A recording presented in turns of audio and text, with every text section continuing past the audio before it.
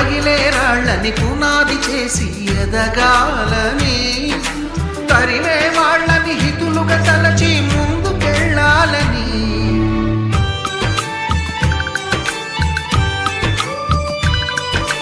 కన్నుల నీటిని కలల సాగుకై వాడుకోవాలని, కాచే నిప్పుని ప్రమిదగా మలచి కాంతి పంచాలని, గుండెతో ధైర్యం చెప్పెను, చూపుతో మార్గం చెప్పెను, అడుగుతో గమ్యం చెప్పెను. నేనున్నానని